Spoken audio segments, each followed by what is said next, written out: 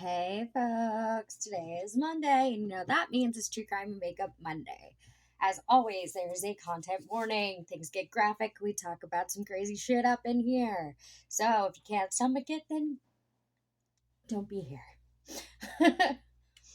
Today we're going to talk about Arthur Shawcross. Arthur John Shawcross was also known as the Genesee River Killer, and he was an American serial killer active in Rochester, New York from 1972 through 1989. Shawcross's first known murders took place in his hometown of Watertown, New York, where he killed a young boy and a girl. Under the terms of a plea bargain, he was allowed to plead guilty to one charge of manslaughter, for which he served 14 years of a 25-year sentence. Sentence, not sentence. Shawcross killed most of his victims in 1988 and 1989 after being granted an early parole, which later led to controversy. A food service worker, Shawcross trawled the streets of Rochester in his girlfriend's 1984 Dodge Omni, later using her 1987 Chevy Celebrity, looking for prostitutes to kill.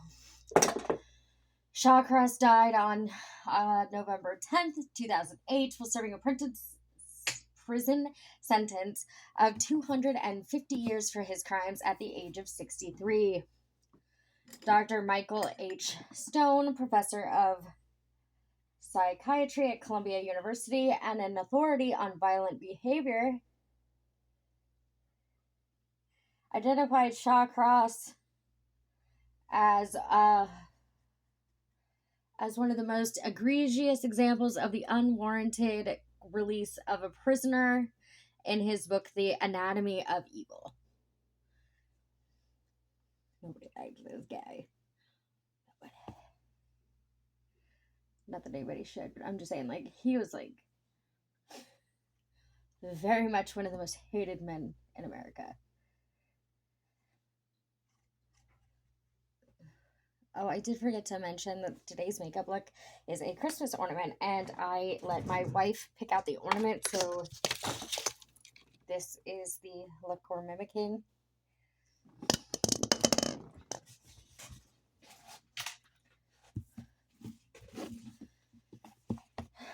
Arthur John Shawcross was born in Kittery, Maine, the first of 4 children from Arthur Roy Shawcross and Elizabeth Betty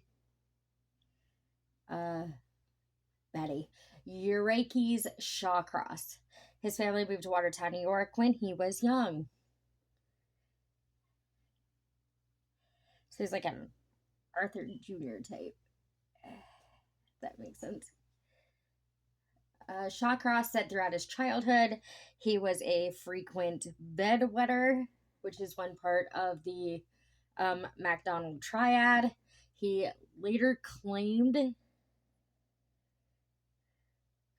his mother performed oral sex on him for several years, starting when he was age 7, and that during junior high he had sexual relations with his sister. Shawcross had a reputation at school as a bully.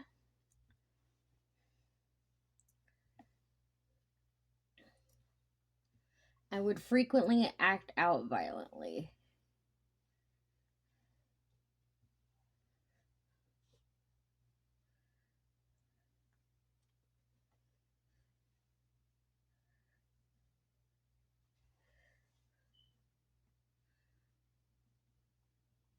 He dropped out of high school in 1960. In April 1967, at age 21, Shawcross was drafted into the United States Army. I'm going to say this because I bring it up a lot, but it's factual. Why are all serial killers serving in the Army? Has anybody ever noticed that besides me?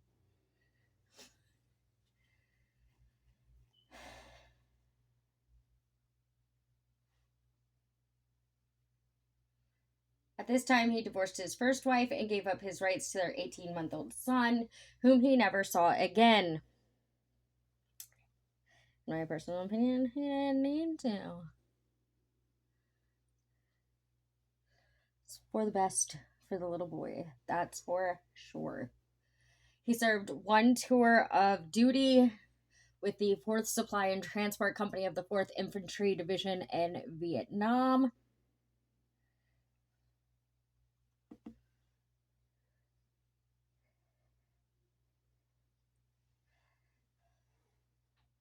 He later boasted of grotesque combat exploits, such as beheading Mamasans and nailing their heads to trees as a warning to the Viet Cong, and engaging in cannibalism. In reality, he never served in a combat position.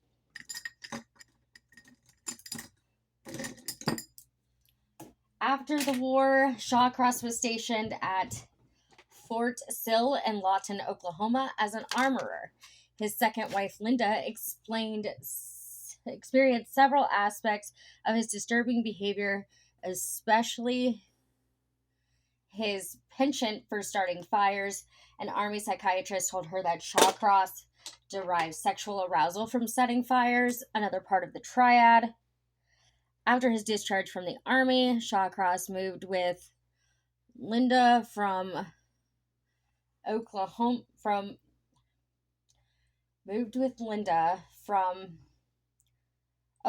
to Clayton, New York. Linda would soon divorce him, after which he began committing crimes such as arson and burglary. Shawcross's offenses earned him a 5-year sentence at Attica Correctional Facility and later Auburn Correctional Facility.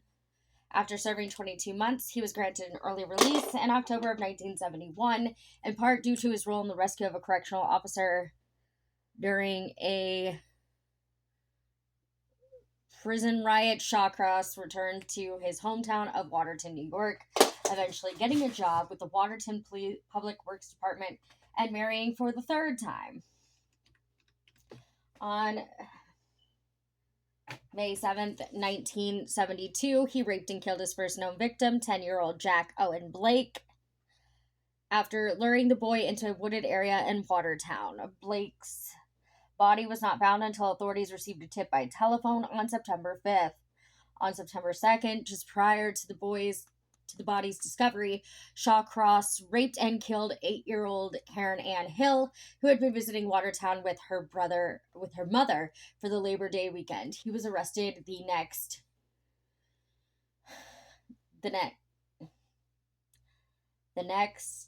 day. So I guess he's like one of these like serial killers. Like he's a pedo, so he's a pedophile, but he's like metrosexual, I believe is what they call it. Whereas like this particular type of pedophile and serial killer doesn't really have a specific type.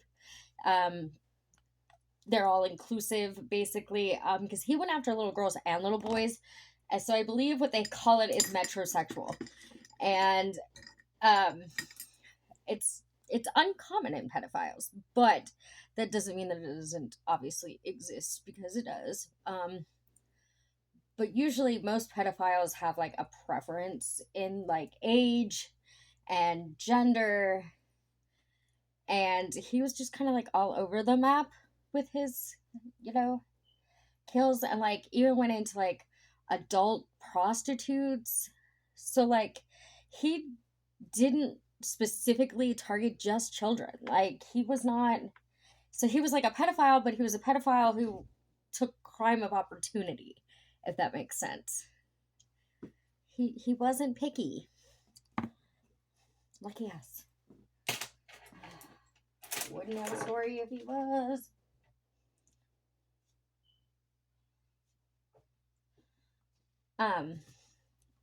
A grand jury indicted Shawcross for murder in Hill's death on October 17th, 1972. He was allowed to plead guilty to a lesser charge of first-degree manslaughter for both deaths and was sentenced to an indeterminate term with a maximum of 25 years at Attica Correctional Facility.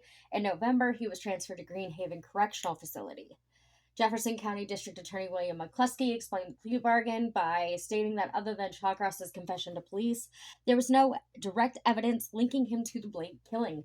McCluskey also suggested that Shawcross could have argued at trial that he was under extreme emotional disturbance, and a jury would have been likely to arrive at the verdict of manslaughter.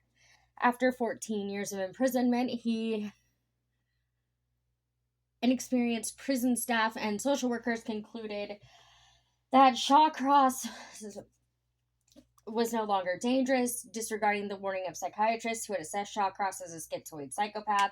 He was released on parole in April of 1987. That's the year before I was born. I was born in April of 88.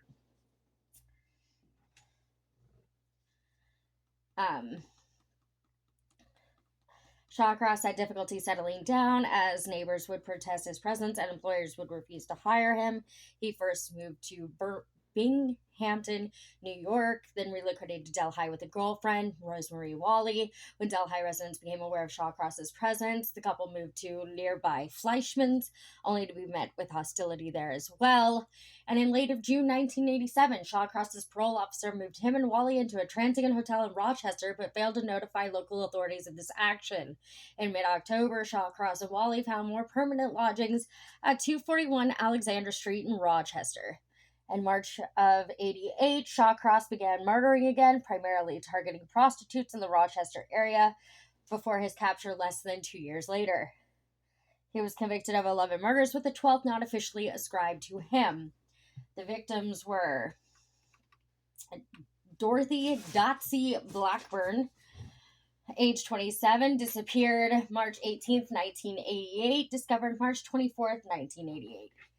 Anne Marie Stephan, 28, July 9th, 1988, discovered September 11th, 1988. Dorothy Keeler, July 29th, 59, disappeared July 29th, 1989, discovered October 21st, 1989. Patricia Patty Ives, 25, disappeared September 29th, 1989, discovered October 27th, 1989. June Stott, 30, October 23rd, 1989, discovered November 23rd, 1989. Marie Welch, 22, disappeared November 5th, 89, found January 5th, 90.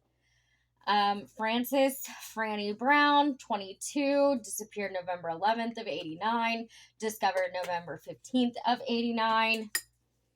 Kimberly Logan, 30, disappeared November 15th of 89, discovered November 15th of 89. Elizabeth Liz Gibson, 29, disappeared November 25th of 89, found November 27th of 89. Darlene Trippy, 32, disappeared December 15th, December 15th of 89, found January 5th of 90. Same day as I found Marie. June Cicero, 33, disappeared December 17th of 89, found January 3rd of 90. Felicia Stevens, 20, disappeared December 28th of 89, and was found December 31st of 89. All the victims were murdered in Monroe County except for Gibson, who was killed in neighboring Wayne County. Retired detective Robert Keppel has argued that the detectives investigating the case over-relied on the concept of modus operandi, at times searching for multiple suspects due to small differences in the profile of each victim. On January 5th, 1990, 2 days after June Cicero's body was discovered by aerial surveillance, police arrested Shawcross, which took you long enough, I guess, to figure it out.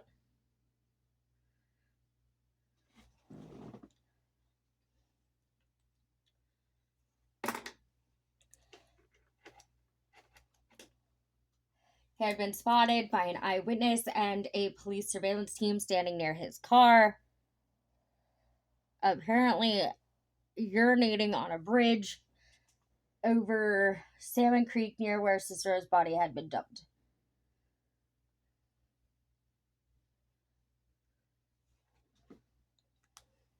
He got caught. In November of 90, Shawcross was tried by Monroe County First Assistant District Attorney Charles G. Saraguasa for the 10 murders in Monroe County. He pleaded not guilty by reason of insanity, which I could back fully. Like, I could see that. You would have to be crazy to do this, right? actually, some of them were not even crazy. Like, there's just something wrong with like how their brain works. So they're not crazy. They're just weird.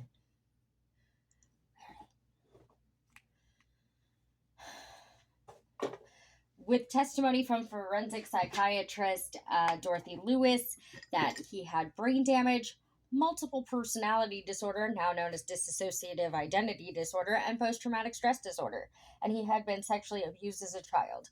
Lewis also claimed that Shawcross moved into a separate internal personality named Bessie when he killed, arguing him to be institutionalized rather than being returned to the prison system.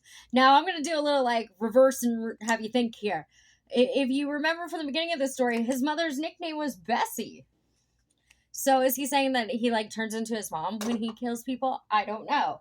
But I did find it kind of interesting that the alter ego he chose to like, name his murdering identity, if that's the case, was the same name as his mother. Like, that says something to me. Like, maybe we should be looking at mom. Like, not necessarily, obviously, mom didn't kill these people, but like, is there a statute of limitations on like child abuse? Because there shouldn't be. So if what he said about his mother performing sexual acts on him when he was 7 and stuff was true, then I think that should have been looked into, because yeah, sometimes stuff like that, they can like make people do things that they wouldn't normally do because, you know what I mean? Like, I have dissociative identity disorder. Now, none of my alters are violent or murderous, of course, but that doesn't mean that somebody else's couldn't be. And I'm just like, my logical brain is like, did anybody look into the mom and his accusations of like sexual abuse against his mother? Did anyone actually look into that, or did we just assume that didn't happen and he was just trying to, get out of going to prison? Which, I mean, is totally a possibility, but like, genuinely, I want to know if anybody looked into the mom. That's all I have to say about that. I just thought Bessie was a very interesting name. In response to the defense's claim that Shawcross's actions were the product of post-traumatic stress disorder, PTSD, resulting from his war service, FBI criminal profiler Robert K. Ressler reviewed the claim on behalf of the prosecution before the trial.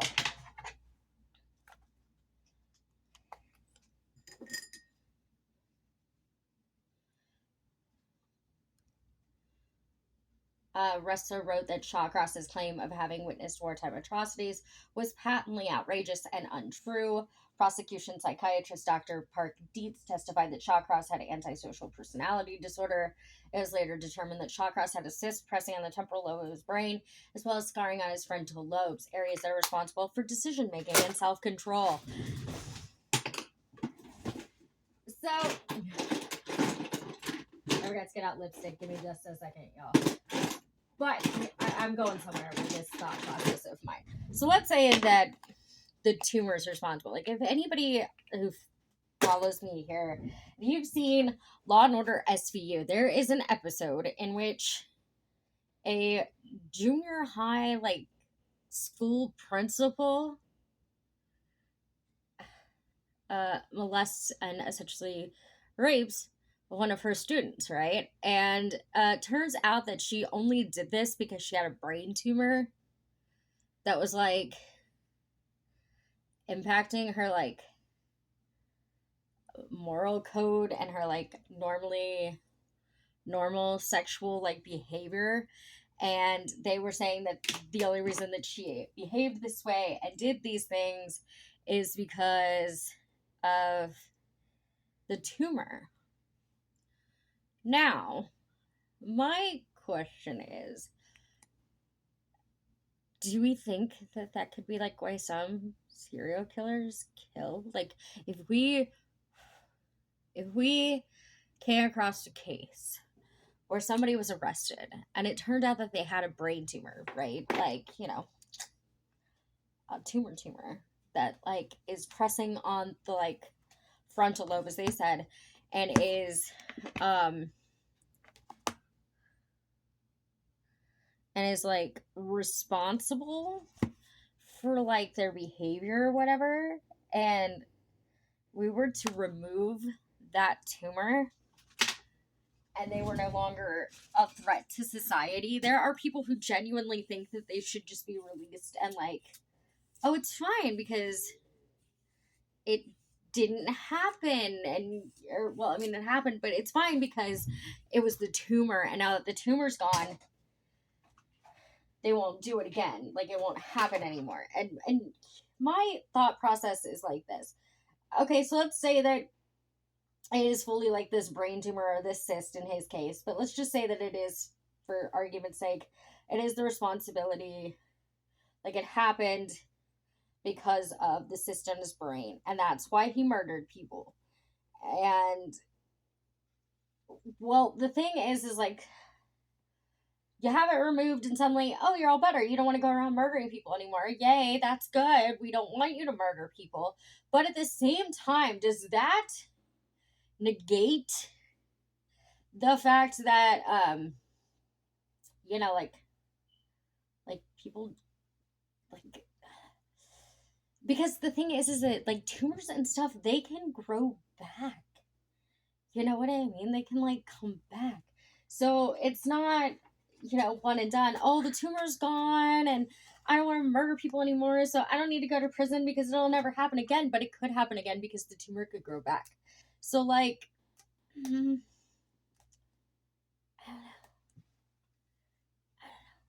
I feel like you would still need to like be cautious about it, because there's still the chance that, you know, it could come back. Like, I don't think I'm wrong here. Like, there's still the chance that it could come back. Let me know what you think in the comments, because I'm genuinely curious if I'm the only one who's like thinking like this or what. But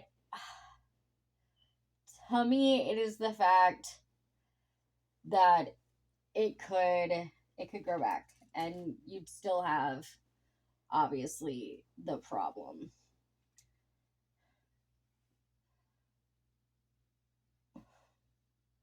Shawcross was incarcerated at the Sullivan Correctional Facility in Fallsburg, New York, where he was held until his death. Sorry.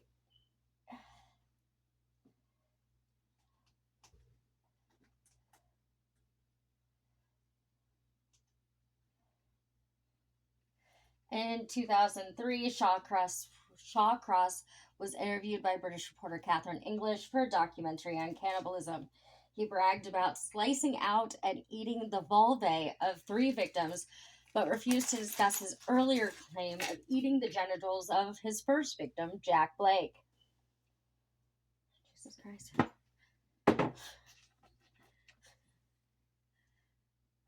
People are sick, man. Officials said 63-year-old Shawcross